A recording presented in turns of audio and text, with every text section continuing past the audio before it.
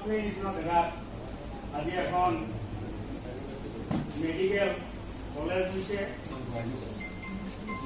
সেই সুন্দৰ medical college হ'ব লাগে। আমাৰ সেই সময়তে তেখেতলোকে MLA হওক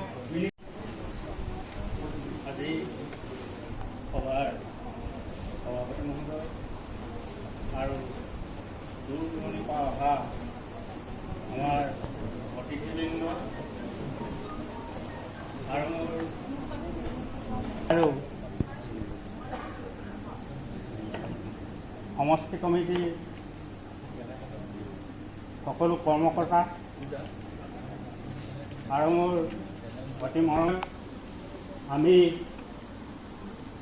অসমখন সুন্দৰ ৰূপত চাম বুলি কষ্ট কৰিছিলোঁ, আন্দোলন কৰিছিলোঁ। সেই অনুক্ৰমে ৰাইজে আমাক সহায়ো দিছিল আৰু সেইমতে চৰকাৰো গঠন হৈছিল। আমাৰ ভাগি গৈছে।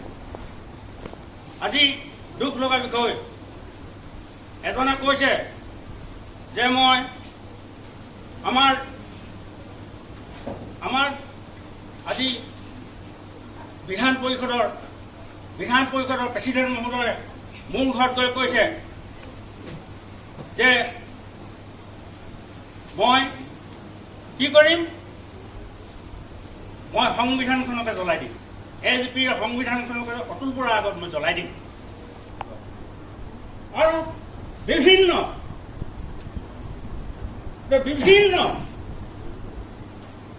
আজি অসম গণ পৰিষদ দলৰ সোণাৰী বিধান পৰিষদৰ এখন সাধাৰণ সভা আমাৰ হাজি আচুমণি মেমৰিয়েল স্কুলত হৈছে। গতিকে ইয়াত আজি আমি অসম গণ পৰিষদ দলৰ সোণাৰী সমষ্টি এখন পূৰ্ণাংগ সমিতি গঠন কৰা হ'ব। গতিকে ইতিমধ্যে হৈয়ে গৈছে কমিটিখন, এতিয়া ঘোষণা কৰা হ'ব অলপ পিছতে। গতিকে এই কথাখিনি আপোনালোকে অৱগত কৰিলোঁ। অসম গণ পৰিষদ দলৰ সোণাৰী বিধান পৰিষদৰ প্ৰতিখন আঞ্চলিক সমিতি অৰ্থাৎ পঞ্চায়ত পৰিষদত আমি আগন্তুক দিনত আমি জানুৱাৰী মাহৰ পৰা গোটেই পঞ্চায়তে কৰ্মী সভা অনুষ্ঠিত কৰি দলৰ আমাৰ গতি শক্তিশালী কৰিবৰ কাৰণে আমি সিদ্ধান্ত গ্ৰহণ কৰিছোঁ আজি সভাতে।